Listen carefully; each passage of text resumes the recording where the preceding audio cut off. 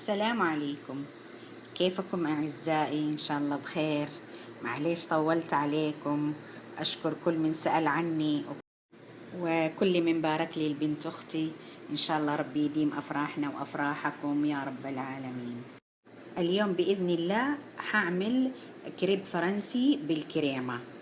هي فطاير الكريب بس معمولة بطريقة مختلفة، يعني في الناس يعرفوا الكريب حلو بالشوكولاتة وكده.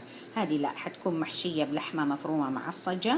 وبعد هذه الوصفة لها 3 خطوات بإذن الله. حبدأ معاكم خطوة خطوة عشان لا نتلخبط.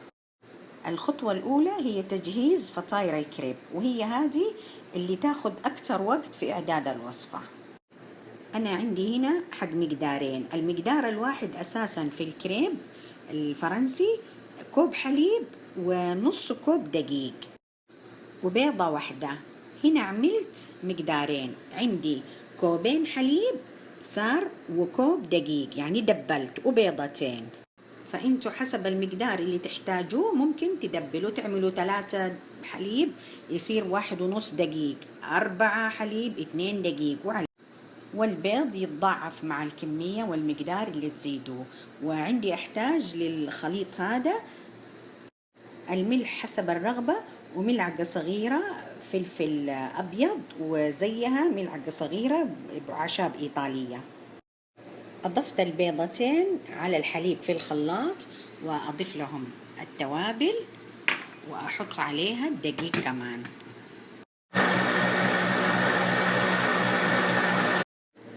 كده انخلطت المكونات في الخلاط. خلاص عندي هذا كوب معياري مقاسه ربع كوب، هذا يعادل نص فنجان الشاهي. اللي ما عنده يعمل نص فنجان شاهي. عشان ايش؟ المقلاية الصغيرة هذا المقاس عشان ايه؟ لا تطلع الفطيرة كبيرة ونحوس فيها، فالفطيرة الواحدة يصير مقاسها معتدل. هنا دهنتها بالفرشة بالزيت. ثانية اوريكم. أصبها كده وأميل عشان أخليها تتوزع كلها في الصين المقلاية. هو المفروض يد تصب ويد تدور المقلاية عشان تتغطى كلها، بس عشان أنا التصوير الحين كده أول ما أشوف الحواف كده قلبتها وأشيلها وأصب واحدة تانية.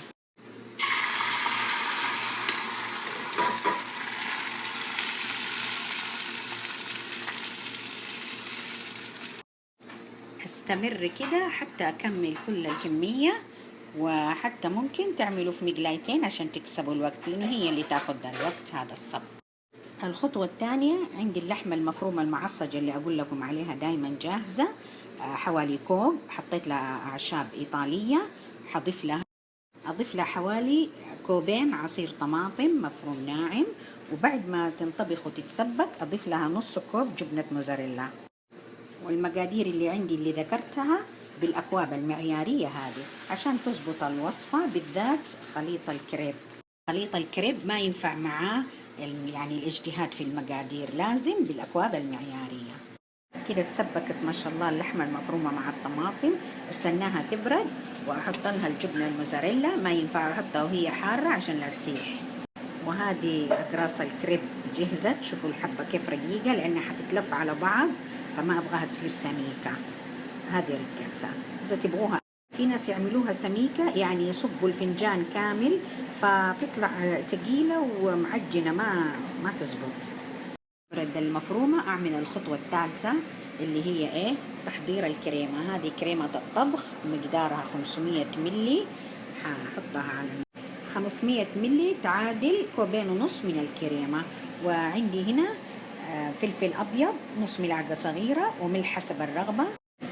وعندي بدل الأعشاب الإيطالية لأنه خلاص في الكريب وفي اللحمة. هنا عندي ريحان مجفف يديني ريحة ونكهة حلوة.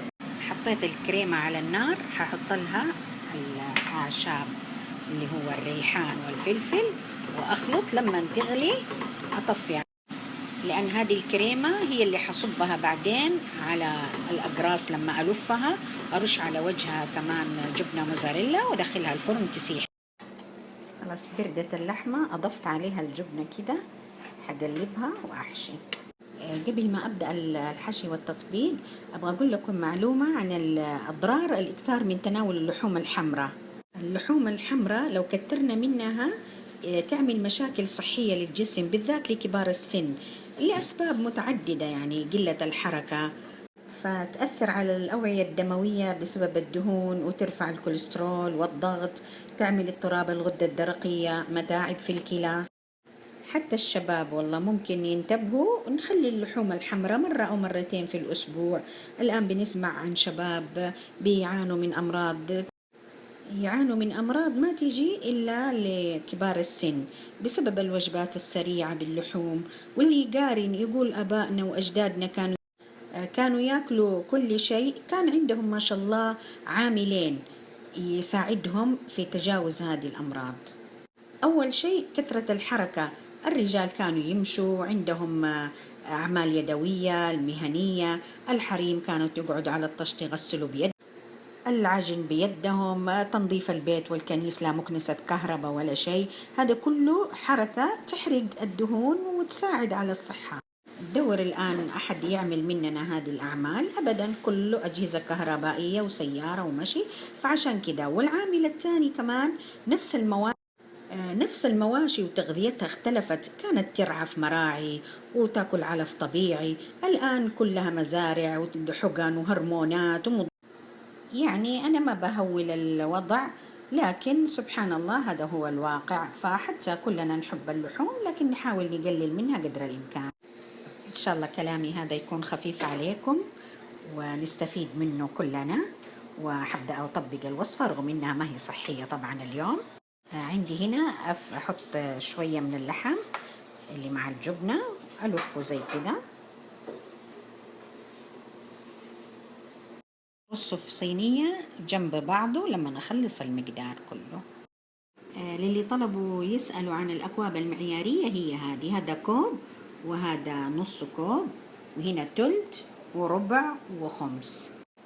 هذا الكوب الكامل عاير بو الحليب والدقيق، وإذا أبغى نص هنا، وهذا هي.